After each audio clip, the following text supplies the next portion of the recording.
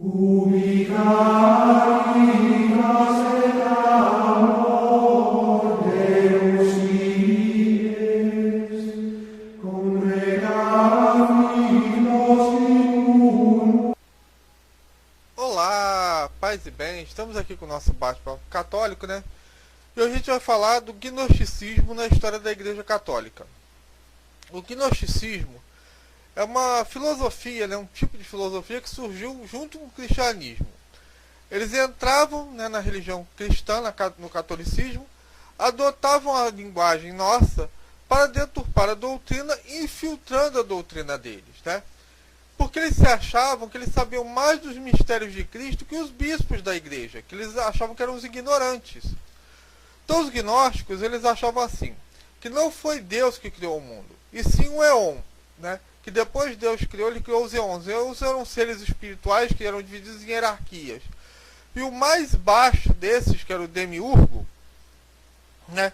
Que é um tipo de demônio, criou o mundo material. E por isso para eles toda a matéria era ruim, né? E só através do entendimento gnóstico é que conseguiria se libertar disso. Então, por exemplo, para os gnósticos, Jesus Cristo não é Deus, tá?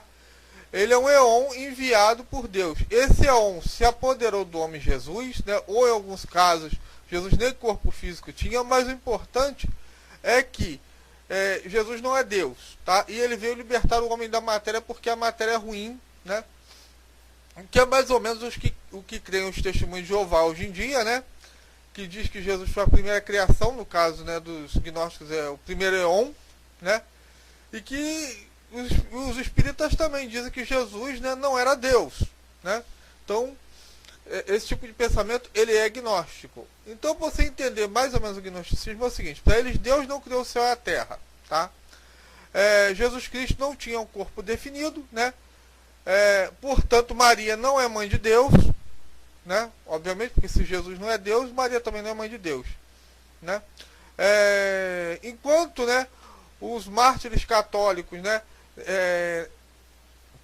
rejeitavam a doutrina pagã, os gnósticos diziam: pare de sofrer, né? Para o gnosticismo, o sofrimento não tem sentido, e eles adotavam, né, eles passavam para o lado daqueles que eram contra Cristo, né, no tempo das perseguições. Para eles o batismo não faz sentido, né?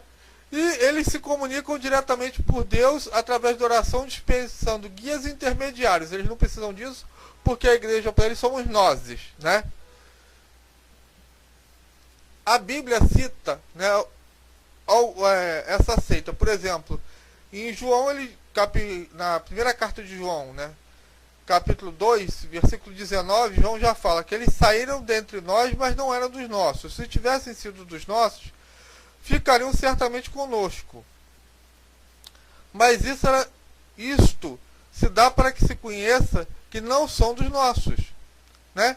E João depois cita de novo no Apocalipse 2, versículo 6, que que Jesus detesta os nicolatas, né? Que era um tipo de seita gnóstica que foi criado pelo diácono Nicolau, né? Que Santo Irineu, né, diz que eles eram libertinos e que tentavam justificar a sua conduta de orgias infame por meio da religião. Já Santo Inácio de Antioquia, né, do ano 107, né, ele fala que dá para reconhecer o seguinte: eles são desunidos entre eles, cada um funda a sua seita, e para eles tudo tem que estar na Sagrada Escritura, né? É a sola Escritura, e olha que em 107 nem Bíblia tinha, imagina hoje. Um dos grandes santos, né, que combateu eles, né, que até escreveu um livro Adversos Hereges, né, contra as heresias, foi Santo Irineu de Leão, né?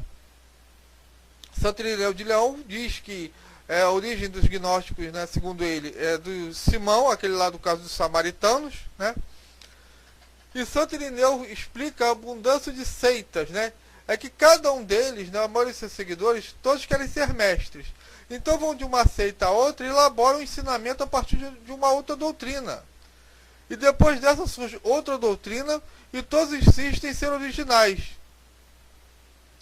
em haver achado por si mesmo as doutrinas que de fato se limitam a simplesmente criar, né? Então você tem os grupos dos simonianos, nicolatas, nazenos, seitanos, peratas, é um monte de firula com Montemestre, Simão, Cerinto, Belinte.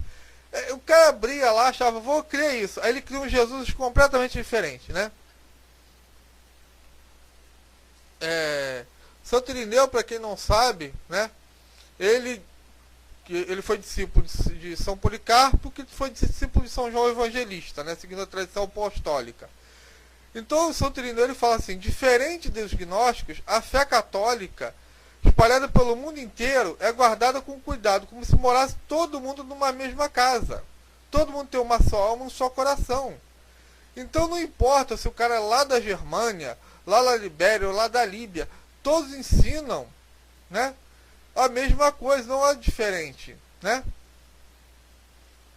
Então, Santo Irineu falava, a diferença dos gnósticos para os católicos é essa, a unidade de fé.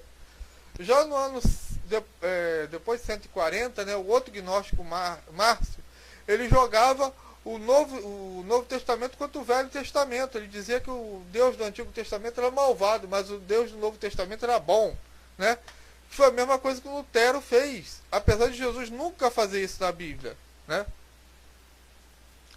No século V, a gente já tem os messalianos, né? Que também eles diziam que o batismo não podia, não podia regenerar ninguém, que não apagava o pecado original. Mas eles, através de oração diretamente com Deus, eles se tornavam impecáveis e eles podiam fazer qualquer besteira, né? Já no século XI, esses messaliânicos, né, eles faziam, adoravam um anjo mau chamado Sataniel e praticavam orgias sexuais. Quer dizer, era doideira pela doideira, né? O lema deles era peque, né? E peque mais ainda, que aí você já tem, mas Deus te perdoa, né? Porque você já atingiu um nível de inteligência acima dos demais. Então, né, como é que se identifica um gnóstico hoje em dia? Eles criticam a fé católica e querem substituí-la pela negação, né?